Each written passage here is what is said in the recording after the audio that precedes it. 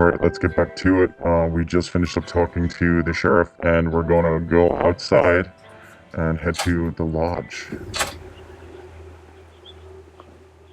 Bjorn is starting to look more and more suspicious. I just got a tip that he holds secret meetings in a local lodge. I remember seeing something about a lodge on my Scoggins map. I wonder if it's the same one.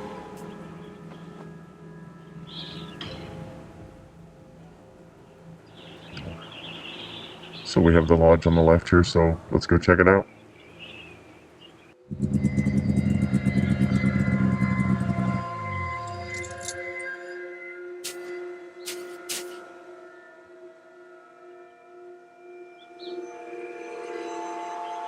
Alright, let's see, is there anything hidden for us? Any gum? Doesn't seem like it. But let's take a look at the sign. There's some bright orange cloth caught on this sign. I wonder if Mike Lobb was trying to get away from this place in a hurry. Okay, now let's try the door.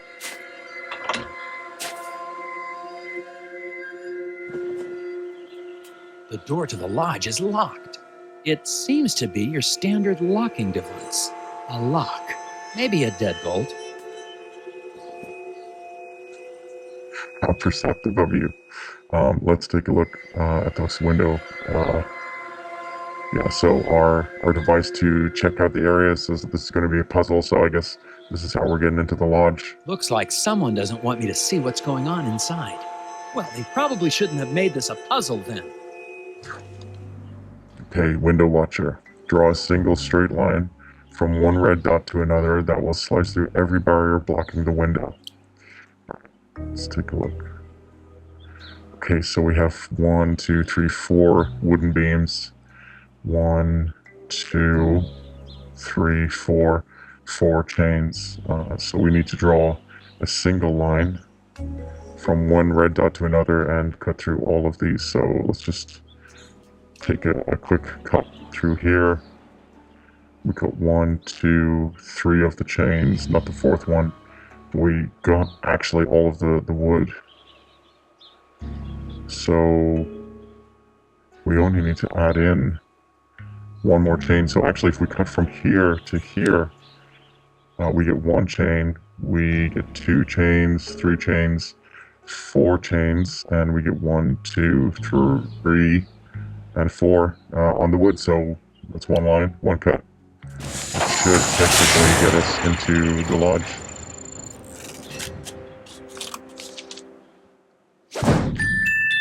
Yeah, perfect. So we didn't use any hints there again. That one was I think pretty simple. Let's take a look. So don't let the changing angles of the chains fool you, which seem pretty obvious. It only takes 1 line to cut through every obstruction on this window. You're a super slicer now to get a peek through that window. So let's see what Bjorn's doing in the lodge.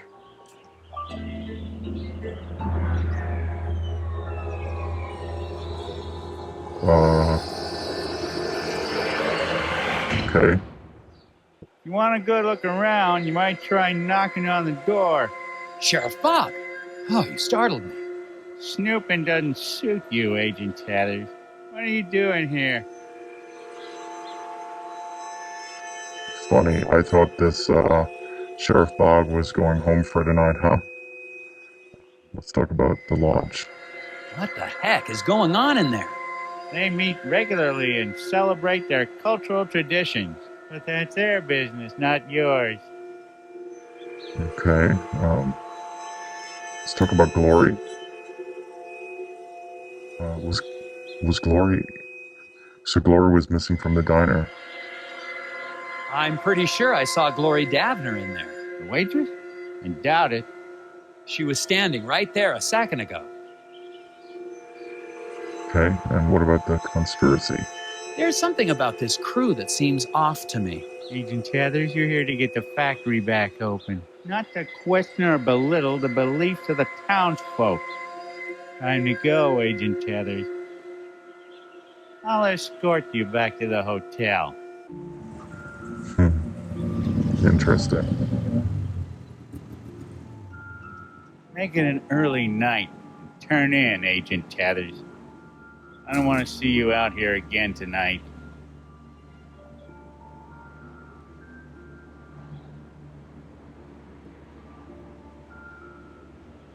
And trust me, you don't want to be out here either.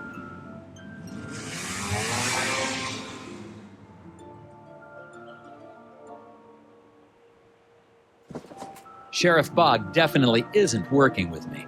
I'm sure I saw Glory Davner at the lodge. Oh, there's Glory right now.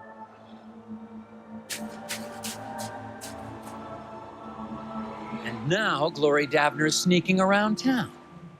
I'm going to follow her.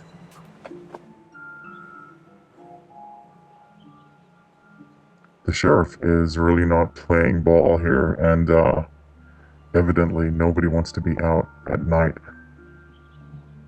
But we have to go follow and find where Glory went. Let's see if there's anything just real quick we can click on around here. No, let's go follow wherever she went to. Oh, okay. Going after Glory. Nelson's still got snowmobile travel. Rearrange the log so he will track through all of the footprints before arriving at Glory's destination. Okay. Log can be selected and rearranged on the grid. Nelson's snowmobile will start off heading south. When it hits a log, it will bank right or left depending on the log's orientation.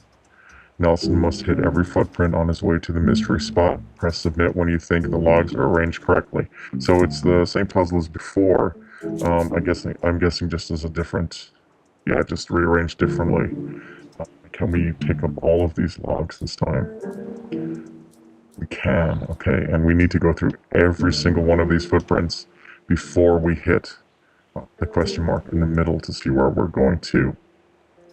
So if he starts heading south, we need to stop him at the end and then put another log in so that he comes and hits the rest of the footprints, but we can't go here because this is the end point where we need to get to. So if I move that one along, Nelson will drive down, turn left, turn up, and then we need to get him to this spot and this spot. So let's remove these out of the way just really quick. If we bounce him around this way, he'll come across. So he'll come up here, turn left, turn down, turn right, and that covers everything. So that hits all of the footprints in the snow, and then we just need to bounce him on the logs and get him into the center point, which should be this layout. He starts going south, so he'll go south, he'll turn left, go up, left, down, right, down, left. That should drive us straight into where Glory is. Let's see where these tracks go to.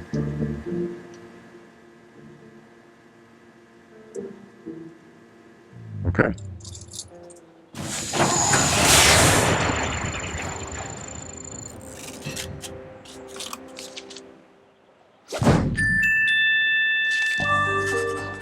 So I feel like they're starting to reuse a lot of the puzzles they had before earlier in the game, and that's totally fine because they're changing it up enough to still make it interesting and still make it fun to try and work out.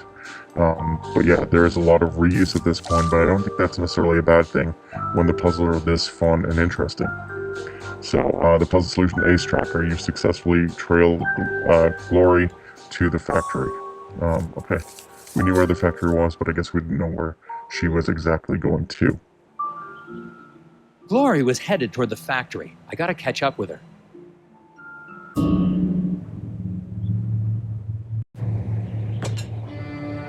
Leaving food out?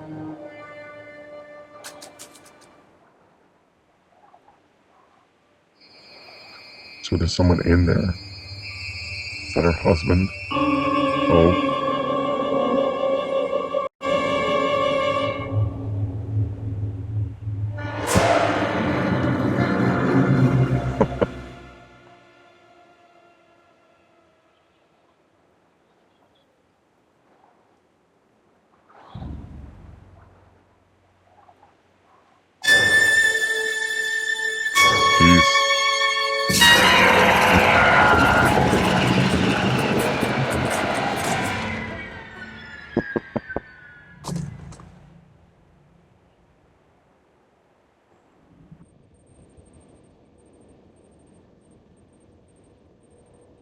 What?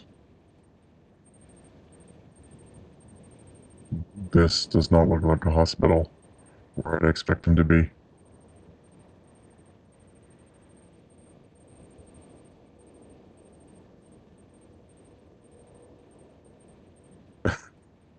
Okay. So we got a piece of gum down here. We'll take it. There's definitely gum up here as well. Oh, we have 2 pieces. 18 and 19 pieces of gum. Let's take a look outside.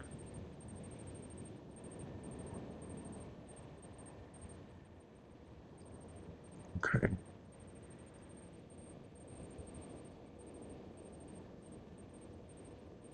Okay, so I guess we're in some kind of spaceship or something. Where am I? Is a good question. Where am I? Where are the gnomes? What are those things? The gnomes. Was that real? That's the whispers, that's for sure. Who is this guy? Wait, do I know you? You're the foreman, Isaac Davner. What happened to you? Yes? What is it?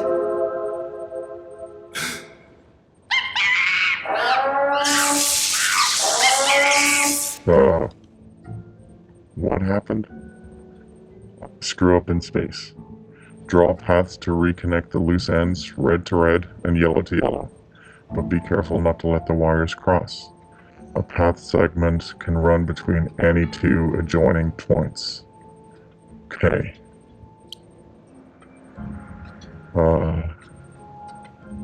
Okay, so we have to fix something in the spaceship.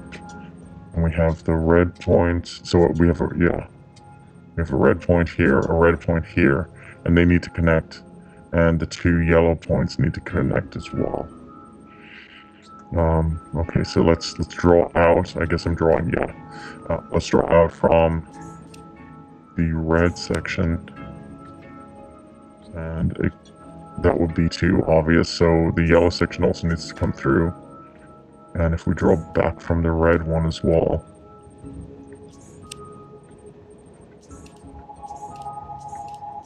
So we have to take this around because the yellow section will be in the middle. Okay. So if I draw up to the yellow, we can erase this if it's wrong. And then the red one should technically just go all around the yellow, which it does. Okay, so that's the red connected and the yellow connected. Well, that's a fun puzzle, but it's very simple. It's a very simple puzzle. I say that, and if this is wrong, then yeah, it's not that simple at all. Wow. Okay, so that was fun again, but it's a very simple puzzle to do. Is there an explanation on this one? Because it'd be interesting to see if they have an explanation on how this is.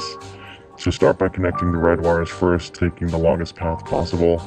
Then simply connect the yellow wires by following the remaining path. Zap, you made a connection. So we actually connected the yellow path first, and then took the red path around it, which is similar to just the opposite, but similar to what they are saying, how it should be done. I don't think that this one really needed that much of an explanation, but some of them that have been a bit more complicated could do with more explanations in the kind of the how section, I feel, at least.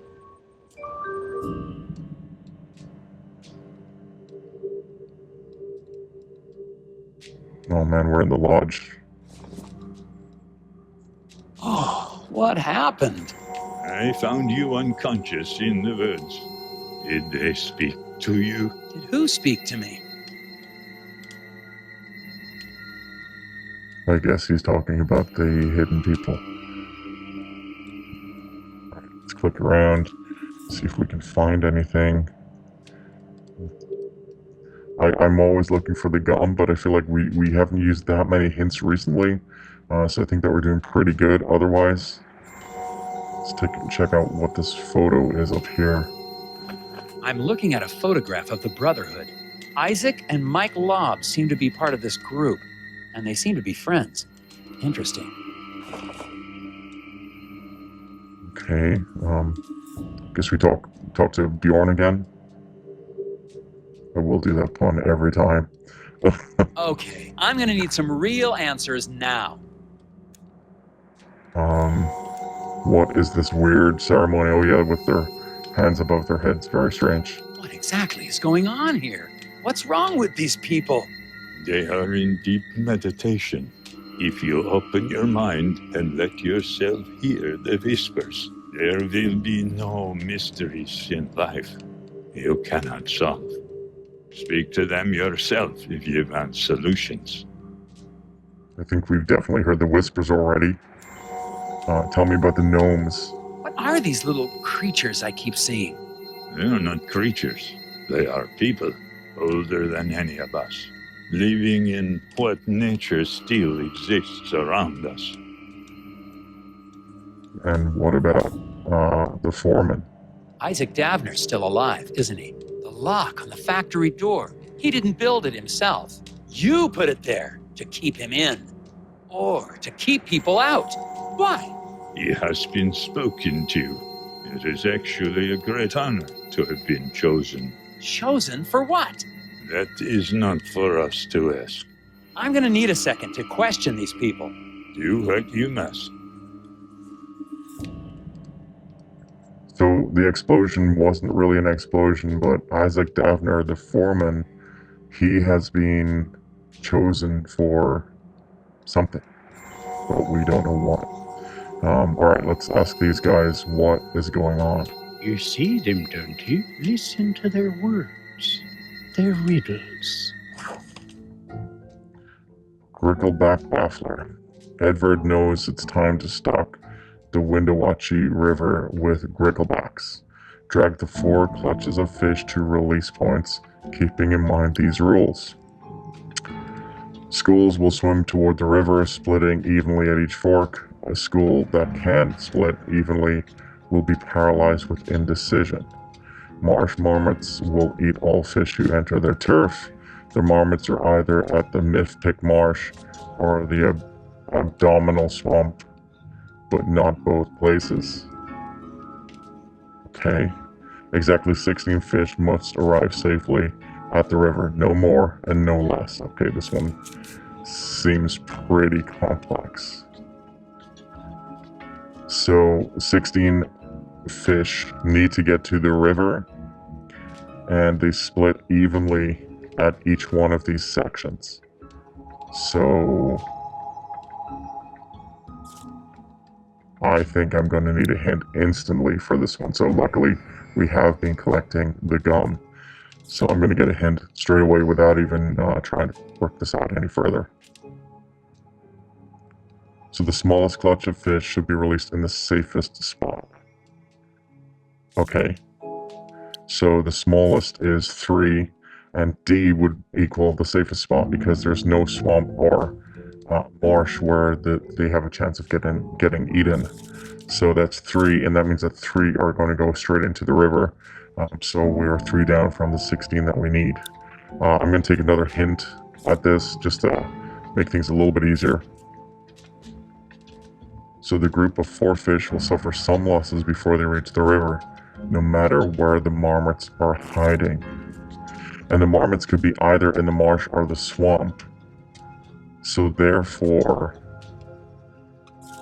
these guys need to be at point A so that they split, because they're going to split down here, which means that they'll go to the swamp, and half of them are going to split and go to the marsh. at the same time. So we got 2 out of the 4 in place. I'll take one more hint for this because we have enough hints to do that, and it will help us out a lot. So give me one more hint. The group of 6 fish will pass through the abdominal swamp, while the group of 8 will pass through the Myth-Pick marsh. Oh. So we have 8 at the top and 6 down at the bottom left. Okay. So 6 and 8. And if our other clues led us correctly, then that should be everything. That one's actually really difficult, I find. Okay. So without any of the hints, there would be no chance for me to get that. We used all 3 hints on that. We got 4 out of 10, and we got a passable mark. Let's see how. So exactly 5 fish need to run into the marmots. Since the 3 fish clutch can't split in half, it needs to go to point D. It can't be the 6 or 8 fish clutch at A, so it must be the 4 fish clutch at A to make a total of 5 fish at both B and C locations. We need 3 additional fish to go through the swamp and 4 additional fish to go through the marsh. That means we release 8 fish at point B and 6 fish at point C, which we saw in that last hint that we got. So, yeah, without that hint, there would have been no chance of getting that, for sure. That's a piece of the machine locking the factory. Where did you get that? Okay, so we're getting parts of that cog that we need in order to open the factory from this, so that's pretty interesting. Let's talk to this other guy. All we can do is open our minds. The language of the hidden ones is expressed in puzzles. Oh man, another puzzle, okay. Perplexed sock picker. The possibility is you'll be able to solve Scoggins' riddle. Okay, let's solve it. Blind Lars Jorgensen's mother knitted him 25 pairs of socks. 5 striped, 5 plaid, 5 spotted, 5 argyle, and 5 with owls playing fiddle. Okay, so 5 different kinds of socks, okay. Being a teenager, Lars failed to pair his socks and threw them randomly in his drawer. How many socks must Lars pull out before he can be absolutely certain he is holding at least one matching pair?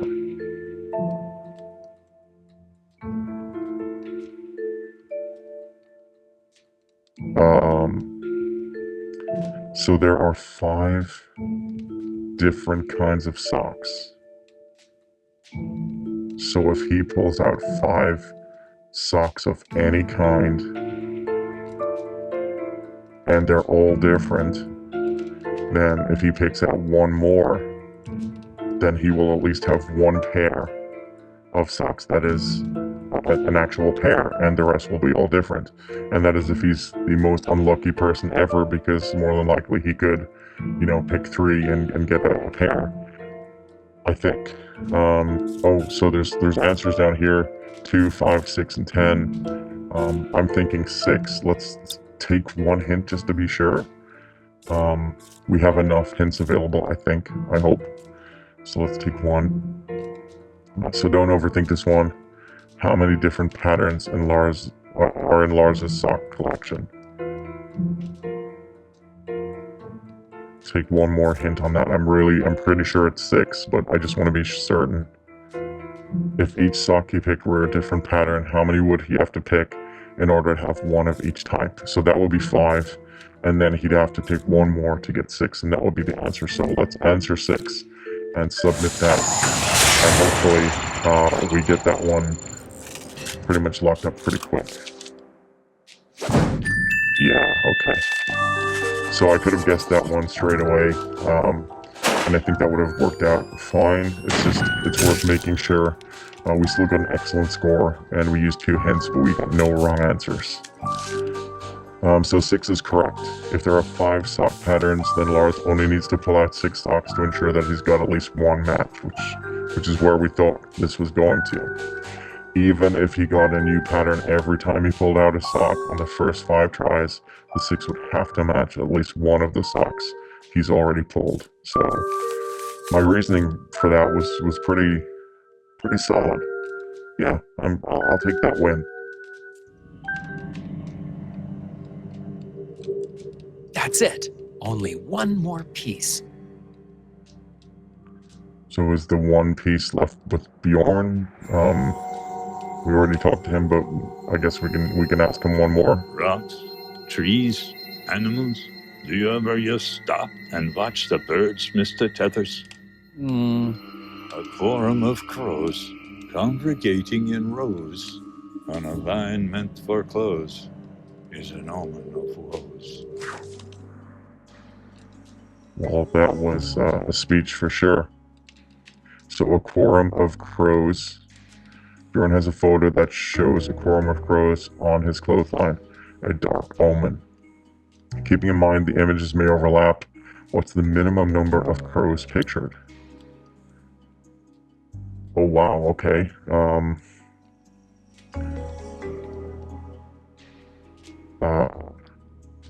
I really have no idea, I guess, with this one. There's only 2 blue-white birds in this sequence. If some of these overlap, I'm gonna struggle on this one, I think. Okay, so this bird here is let's say that is the leftmost image, and this is the rightmost image, so we can put them together. So that means that there's 3 crows already. If we place, I guess, this image over here, that would give 1, 2, 3. If we overlap this one, so that's 3 crows, 4, 5 crows. And we could overlap this image on this one, which would give, again, 4 and 5. This would overlap to this guy. Where would this sit? I guess this would sit here. And that would mean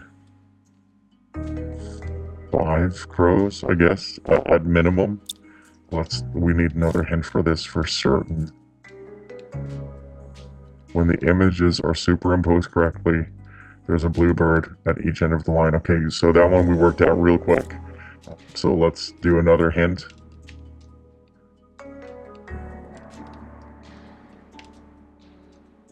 Okay, so we have, if these are superimposed and overlaid, so that's 1, 2, 3, 4, 5, that's 6.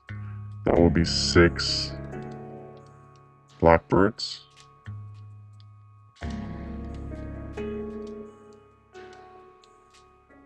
That seems right. I was close with 5, so let's go with 6 and submit that answer. So these ones are challenging way more than some of the other ones that some of the puzzles that we've had, for sure. Oh wow, okay. That was rejected. So what's the minimum number of crows visible when the photos are fully overlapped? Let's retry this. Let's take another hint, because I was still counting 5 from this.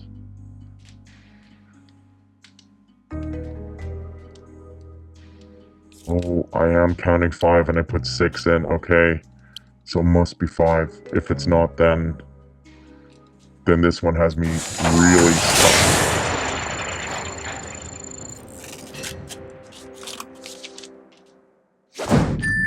Okay. So we were 1 off there. We didn't do good on this one at all. We used all hints. We got 1 wrong answer. Borderline is our score. Let's take a look at how. When the pictures are fully overlapped, only 5 crows are visible. Okay, that's not very helpful. We did work it out, but geez, that was not our best effort for sure. That's all of the pieces. Now I just need to reassemble them. Okay, and how do we reassemble all of these things? Oh, there's a puzzle piece here now, okay.